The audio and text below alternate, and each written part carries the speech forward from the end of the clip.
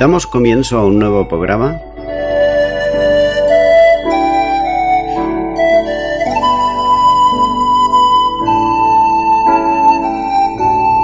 Servidores de Dios.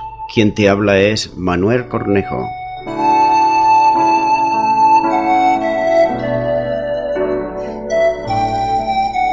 Este es un programa que está respaldado por la Iglesia Evangélica Misión Evangélica de Cataluña.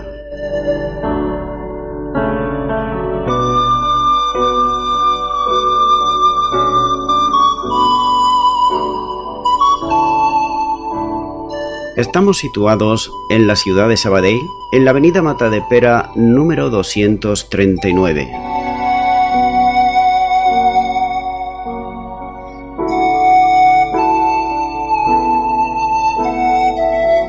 Antes de dar introducción a la palabra de Dios, estaremos poniendo una alabanza.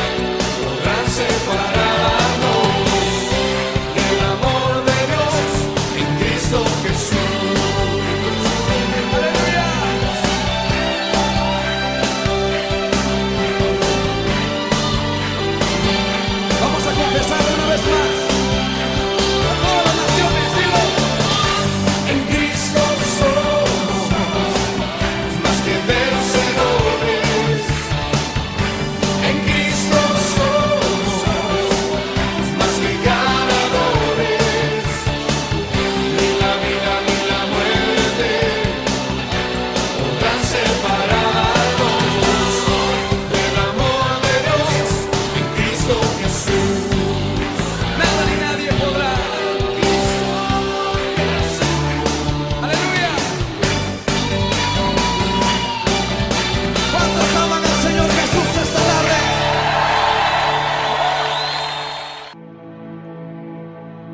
Y ya nuevamente tras la pausa musical estoy con todos ustedes para estar compartiendo la palabra de Dios, la Biblia, de una manera expositiva, versículo a versículo.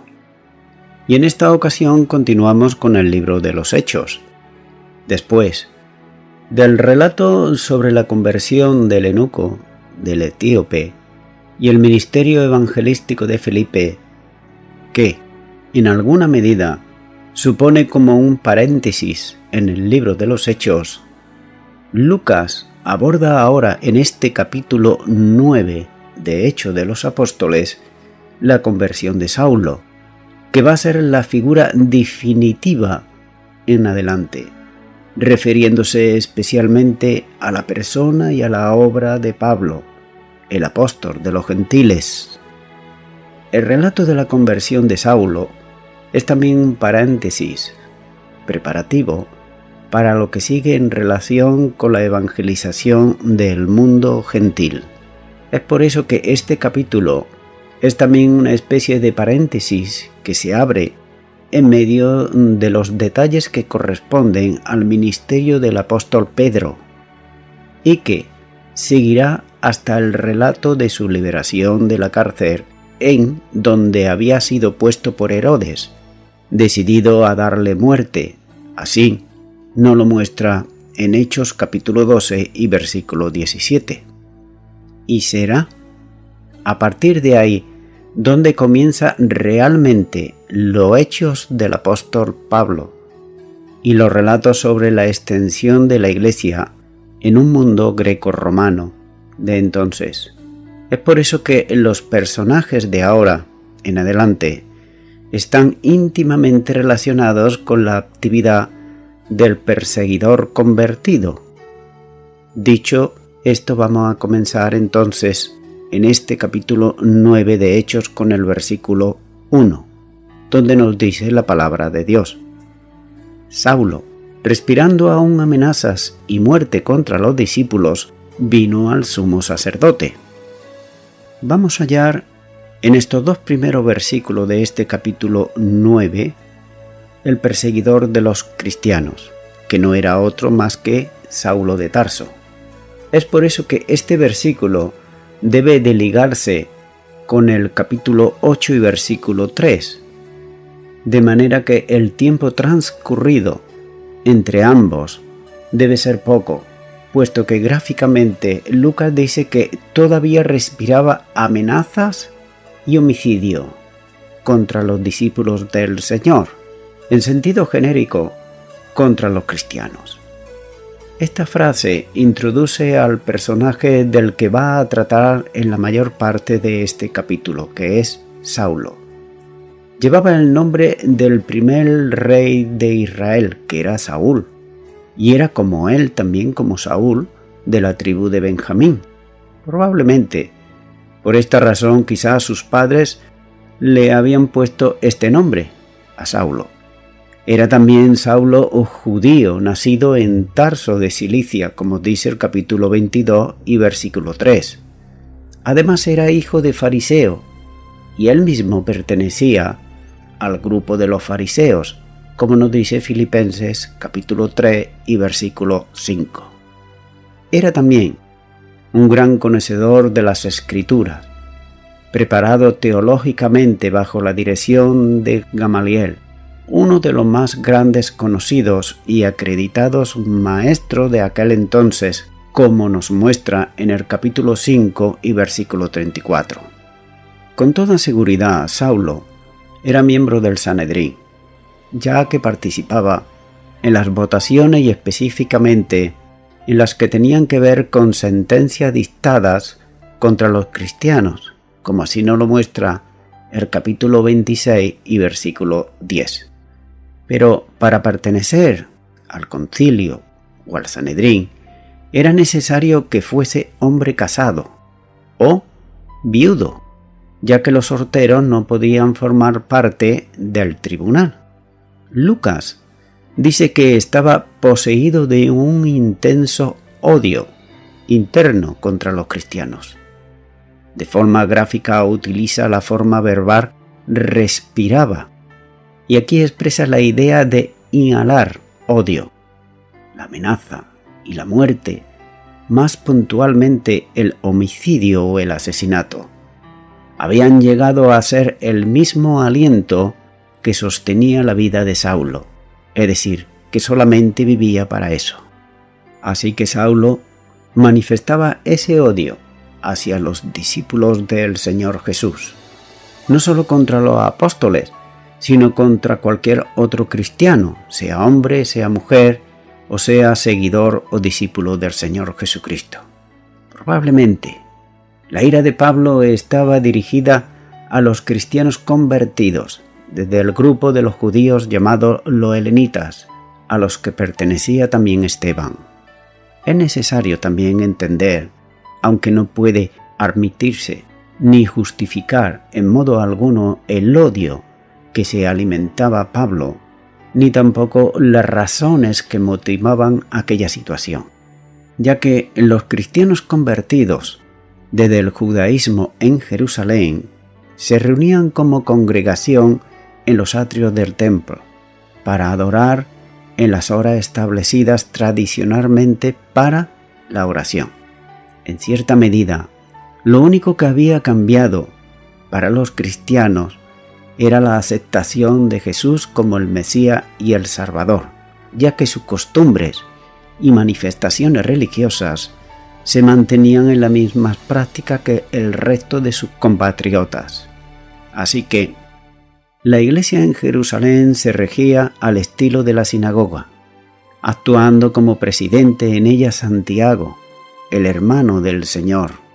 Los helenitas, con cultura griega, habían aceptado el cristianismo en la dimensión de algo nuevo, no de la continuidad reformada del antiguo judaísmo, ya que para ellos la ley ceremonial había quedado sin efecto en la obra de Cristo y no había ninguna razón para sujetarse a los preceptos legales. Los judíos procedentes de la dispersión le había costado mucho, incluso vidas, el mantener sus costumbres y sus creencias en medio de un mundo pagano y totalmente opuesto y hostil a ellos. Aquellos que desde la dispersión habían regresado a Jerusalén alcanzaban con ello una nueva situación que les permitía practicar sin obstáculo lo que había sido su forma en la dispersión. Es por eso que por esta causa no estaban dispuestos en modo alguno a que los cristianos acabasen con sus tradiciones, recibidas y las prácticas también religiosas propias del judaísmo, entre las que estaban la circuncisión y los cumplimientos de los preceptos legales establecidos en la ley ceremonial. Los cristianos, para ellos, eran un peligro serio que los judíos helenitas no estaban dispuestos a consentir de ninguna manera, porque su percepción peligraba, su propia razón de ser estaba en peligro. Estaban por tanto en juego también las tradiciones que sus mayores le habían transmitido a ellos. Es por eso que Pablo era un hombre celoso, guardador y cumplidor de las tradiciones heredadas. Sin embargo, hay que tener en cuenta que muchas de estas tradiciones heredadas eran sin base bíblica, pero a las que se habían dado una autoridad semejante a la palabra de Dios inspirada. Gálatas, capítulo 1 y versículo 14, el mismo Pablo escribe y dice: «Y en el judaísmo aventajaba a muchos de mis contemporáneos en mi nación, siendo mucho más celoso de las tradiciones de mis padres». A esto también debe de añadirse el hecho del concepto que Saulo, lo mismo que la mayoría de los judíos, especialmente los helenitas, tenían sobre la persona de Jesús, ya que para ellos era un impostor. Al presentarse haciendo señales mesiánicas, pretendía en el concepto equivocado de los judíos más radicales hacerse pasar por el Mesías.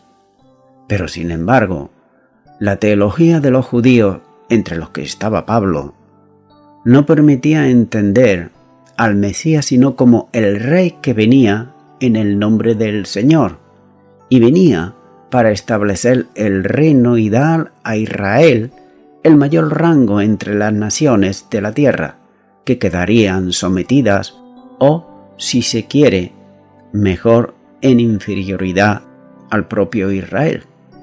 Según el sistema teológico judío, el Mesías no podía morir, porque vendría solo para reinar. Por tanto, si Jesús había muerto, pretender que fuese el Mesías, como confirmaban los cristianos, era una manifestación mentirosa y hasta en cierto modo blasfema, que debería de ser combatida. También, todavía más para Saulo, conocedor profundo de la Escritura, cualquier persona que muriese colgado en un madero debería ser considerado como una persona maldita por Dios, porque así estaba escrito en Deuteronomios capítulo 21 y versículo 23. Todo cuando estoy hablando es bajo el concepto judío, y entre ellos estaba, como no, Saulo de Tarso. Es por eso que Jesús había muerto, crucificado, de modo que no podía ser lo que los cristianos decían que era, el Hijo de Dios, el Mesías prometido, sino uno que, habiendo sido colgado en un madero, debería de considerarse como un maldito de Dios. Para él, llamar Hijo de Dios a Jesús de Nazaret era una afirmación totalmente blasfema, que debería de ser castigada y castigada con la muerte. Solo veía también el peligro que se cernía con la conversión al cristianismo de miles y miles de judíos helenitas. Aquello para él, que se consideraba religioso extremo, era un atentado contra Dios mismo, que exigía una defensa radical. El odio religioso llenaba el alma de Saulo, y considerando que su acción persecutoria era un deber que él tenía y que debería de cumplir, como así luego más tarde lo manifestó en el capítulo 26 y versículo 9. Sigue diciendo este versículo 1 que Saulo vino al sumo sacerdote, y vino en su afán de eliminar a los discípulos de Cristo, para desterrar con ello el mensaje del cristianismo. Es por eso que él visitó al sumo sacerdote, la máxima representación religiosa e incluso política en Israel. El sumo sacerdote presidía el Sanedrín y también tenía jurisdicción sobre los judíos en Jerusalén, Palestina e incluso lo de la diáspora. El sumo sacerdote entonces era Caifás, yerno de Anás, aunque este era el que ejercía realmente la autoridad de sumo sacerdote. De él buscaría Saulo el apoyo necesario para perseguir a los cristianos en otros lugares, fuera de Israel, en los que el sumo sacerdote tenía, como he dicho anteriormente, autoridad también. Continúo ahora con el versículo 2 de este capítulo 9 de Hechos de los Apóstoles, donde nos sigue diciendo la palabra de Dios. Y le pidió cartas para la sinagoga de Damasco, a fin de que si hallase a algunos hombres o mujeres de este camino, los trajese presos a Jerusalén. La forma verbal que dice pidió está en aoristo, de indicativo en voz media, y está expresando una petición como favor personal, que podría traducirse como pidió para sí cartas. Es interesante apreciar cómo nuevamente se unen contra los cristianos y por consiguiente contra Cristo también los fariseos y los saduceos, ya que es un fariseo el que le está pidiendo cartas a un saduceo que era el sumo sacerdote. Las diferencias religiosas vemos que se cancelan cuando el objetivo es intereses comunes entre ambos. El hecho de pedirle carta al sumo sacerdote de Jerusalén para actuar contra los cristianos en Damasco indica que tenían jurisdicción sobre aquella ciudad, y es conocido que el Sanedrín tenía jurisdicción no solo sobre los judíos de Palestina, como he dicho antes, sino sobre todo los judíos de la diáspora, ya que la ley establecía esta autoridad sobre todos los israelitas, como nos lo muestra en Deuteronomios capítulo 17 y los versículos del 8 al 13. Los cristianos judíos, especialmente los helenitas, eran considerados por Pablo como apóstatas religiosos e incluso blasfemos. Por tanto, debían de ser conducidos a Jerusalén para ser juzgados por el Sanedrín. Esto él lo tenía en su mente y lo tenía bien claro.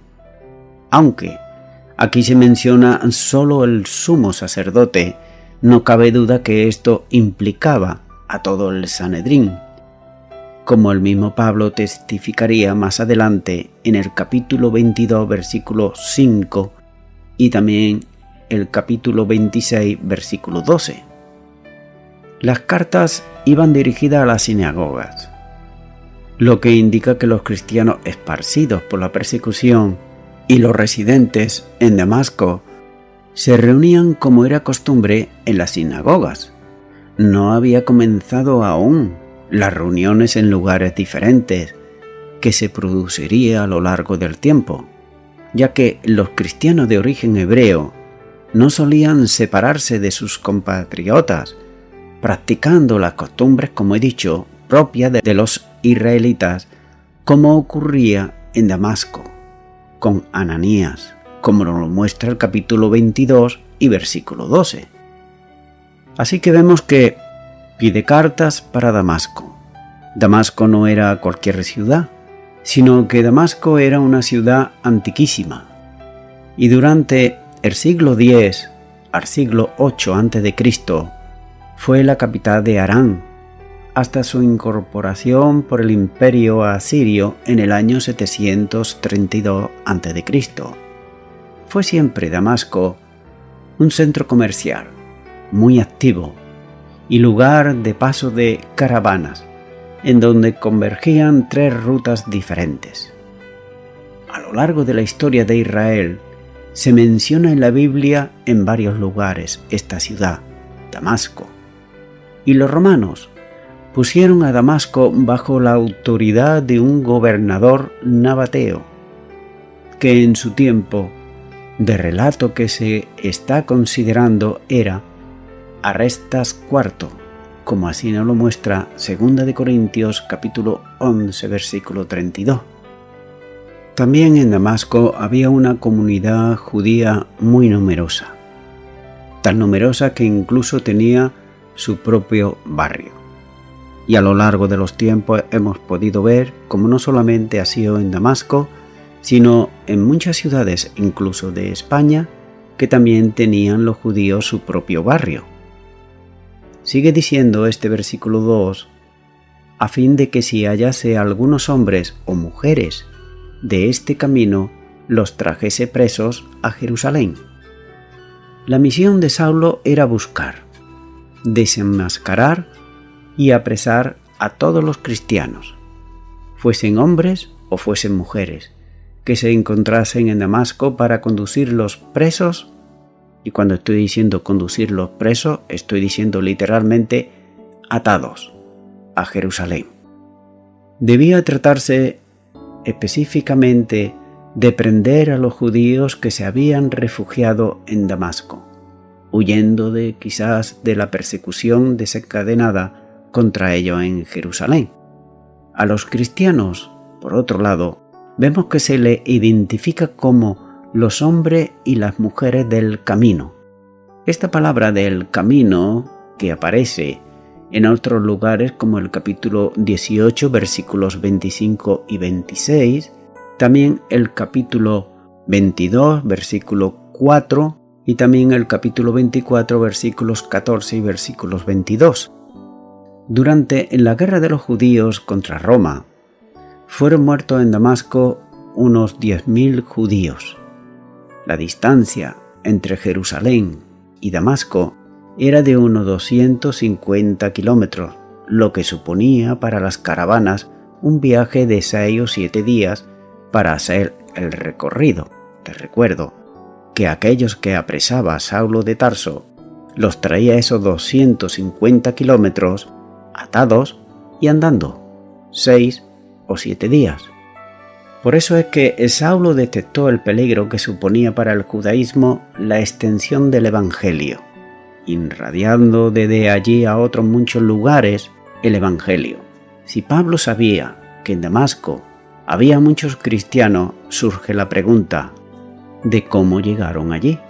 Es posible que se produjese como consecuencia de la persecución en los días de Esteban, pero también pudiera ser que la presencia de los cristianos en Damasco deba remontarse a los convertidos en Pentecostés por la predicación del apóstol Pedro, como nos dice el capítulo 2 y versículo 5. Voy concluyendo ya con esto. Estamos viendo aquí cómo Saulo de Tarso en su corazón guardaba odio hacia aquellos que él consideraba como herejes y como personas que no amaban a Dios, sino todo lo contrario. Era un hombre religioso, pero un hombre que también en cierta manera buscaba a Dios. Equivocadamente, pero buscaba a Dios. Y como Saulo de Tarso, también hubo a lo largo de la historia muchos hombres y mujeres. La lista sería interminable, que llevaron vidas desordenadas, vidas de religiosos, vidas llenas de vicios, ladrones, adúlteros, adúlteras, borrachos, drogadictos, traficantes, prostitutas, un largo etcétera. Todo lo peor de lo peor. Sin embargo, ellos en cierta manera también buscaban a Dios, pero equivocadamente.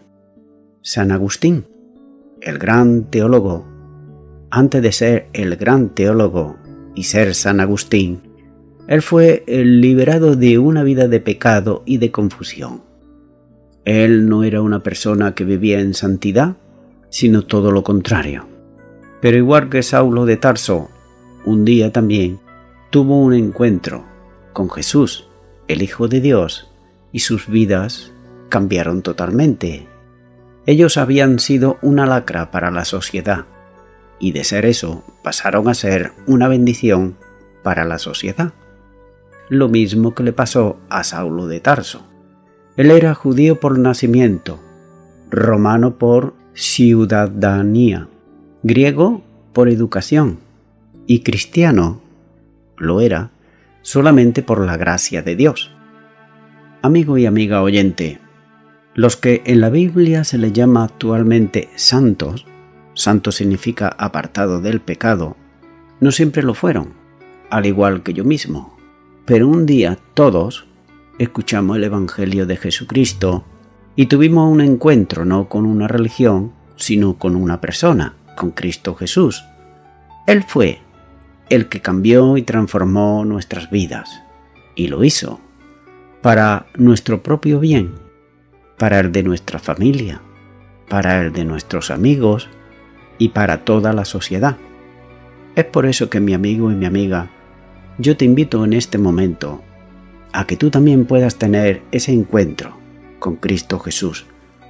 Para ello, tú debes de invitarle a que venga a tu vida y aceptarle en tu corazón como tu Señor y tu Salvador.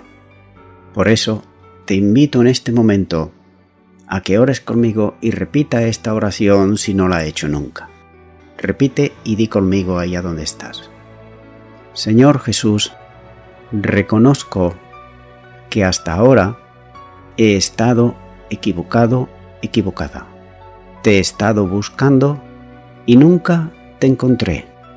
Por eso, ahora te abro mi corazón. Me arrepiento de todos mis pecados y te recibo para siempre como mi Señor y mi Salvador. Y te doy gracias. En el nombre de Jesús. Amén Amigo y amiga oyente, si tú has hecho esta oración de todo tu corazón, te recomiendo que comiences en primer lugar a orar a Dios en el nombre de Jesucristo. Orar a Dios no es rezar, sino que es hablar con una persona. También te recomiendo que leas la palabra de Dios. Comienza por los evangelios si no lo has hecho nunca. Y también te recomiendo que para que puedas crecer espiritualmente, te congregues en una iglesia cristiana evangélica donde se predique, se enseñe y se practique la sana doctrina y la palabra de Dios. Congrégate ahí y con el tiempo crecerás espiritualmente y podrás servir al Señor Jesucristo. Que Dios te bendiga. Y a toda la audiencia, nuevamente ya me estoy despidiendo de todos ustedes y será hasta el próximo programa. Que Dios os bendiga a todos.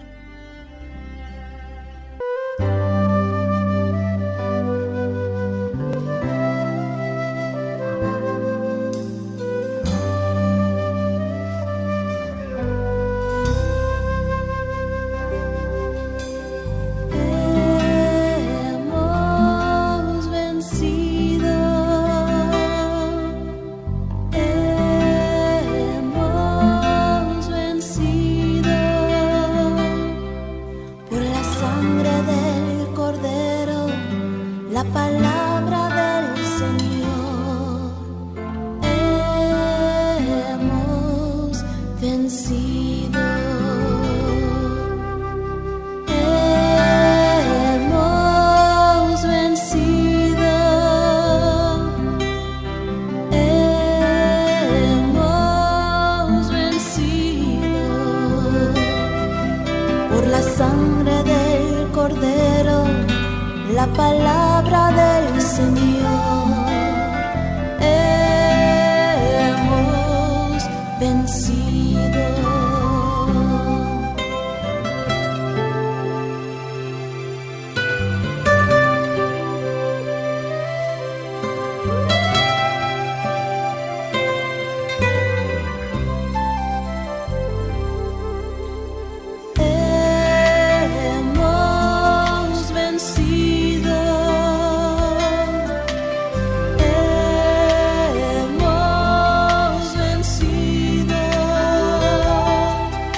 La sangre del Cordero, la palabra del Señor, hemos vencido, hemos vencido, hemos vencido, por la sangre del Cordero, la palabra del Señor, hemos vencido. Jesucristo es Rey, Jesucristo es Rey. Al subir al trono, toda creación se postrará. Jesucristo es Rey. Él ha vencido. Él ha vencido. El hombre